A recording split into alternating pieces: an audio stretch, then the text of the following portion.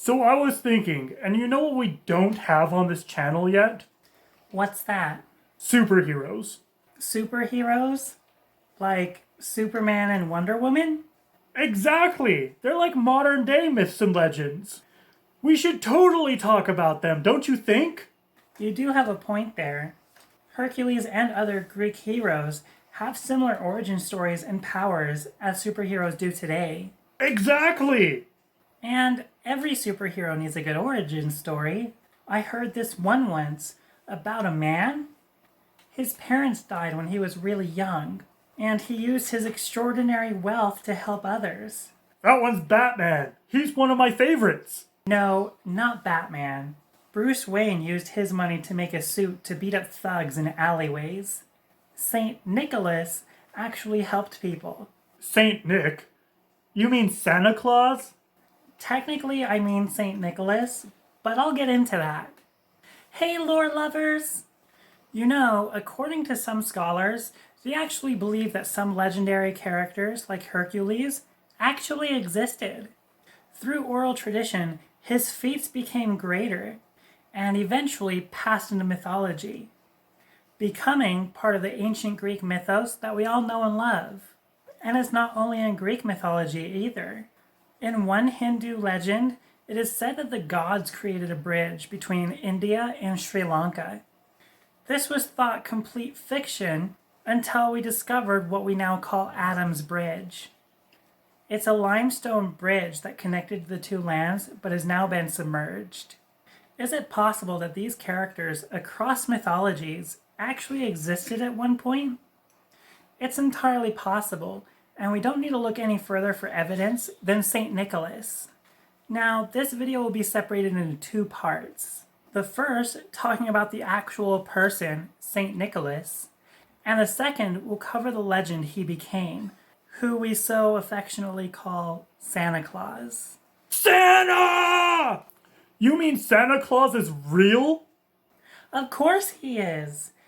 And according to the stories, he was one of the friendliest people you would have ever met, let alone ever existed. We believe St. Nicholas was born sometime around March 15th, between the years 270 to 280, and died on December 6th in the year 343 AD. He was born in Patara, Lycia, which is now part of modern-day Turkey. At a very young age, he lost both of his parents. St. Nicholas used his inheritance to help the sick and the poor. He was a devout Christian and later became bishop in the town of Myra, which is now Demre or Demre. He was a generous man, often leaving toys for children and food for families. And most of the time he tried doing this at night, so nobody could see him. He didn't want to be recognized for these good deeds. He just wanted people to be happy and grateful. Nothing exemplified this more than when he met a father of 3 daughters. This father was so poor, he considered selling his daughters into servitude. Saint Nicholas secretly paid for the 3 women's dowries. That way they could marry a man instead of being sold into slavery. Upon sneaking the money in for the 3rd daughter, the father caught him and thanked him profusely for his generosity. Another tale tells of him saving 3 men who were sentenced to death. And this one actually has historical documents proving this happened. A Bishop Nicholas of Myra intervened in their death. They were 3 soldiers who were falsely accused of crimes, and St. Nicholas managed to save them by divulging the truth. There are dozens, if not hundreds, stories similar to this, where St. Nicholas's generosity changes people's lives for the better. Though we can't verify a good portion of these, as most of these stories were written centuries after his death. Wasn't the Bible like that as well? Yes, it was, though we should probably get into biblical stories in a different video. It said he died on December 6th in the year 343 and buried in Myra for most of his afterlife. Wait, hold up. I'm sorry. Most?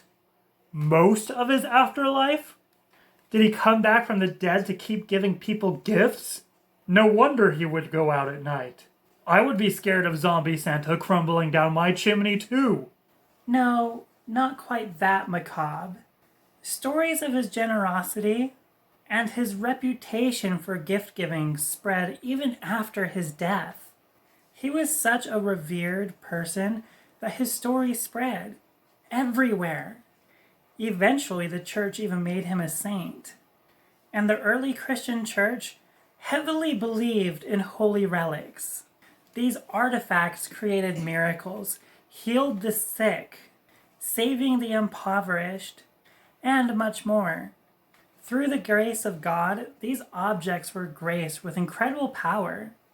And some of the holiest of relics were bones of deceased saints.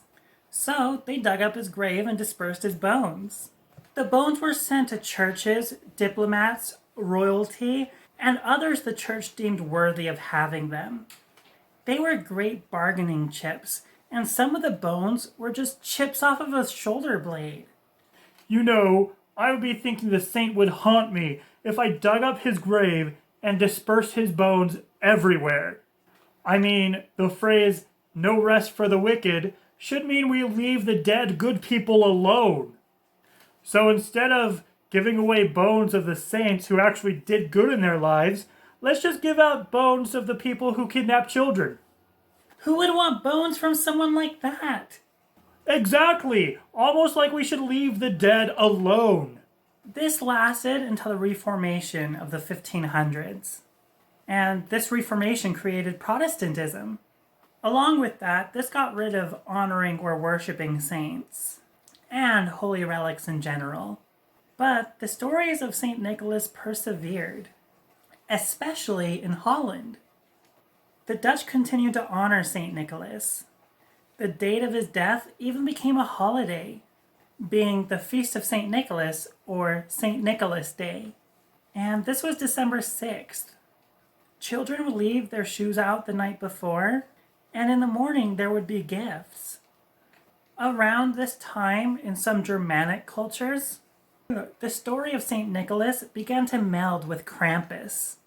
St. Nicholas would now join Krampus on the night of December 5th, Krampusnacht. And together they would go to every home, leaving gifts for the good children and coal or beatings from Krampus for the naughty children.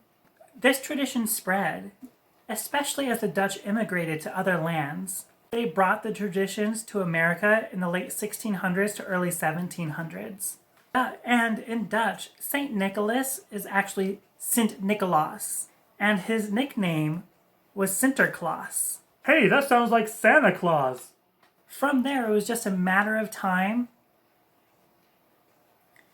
as the Dutch nickname mixed with the English from the colonies and became the legendary figure we all know as Santa Claus. Santa!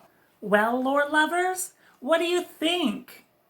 Did you know the story of St. Nicholas? Would you want the bones of a long dead saint? What do you think of Santa's origin story?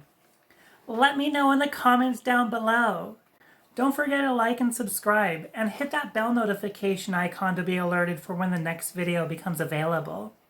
And be sure to share this video so others can learn the origins of such a rich character that still brings joy to children to this day.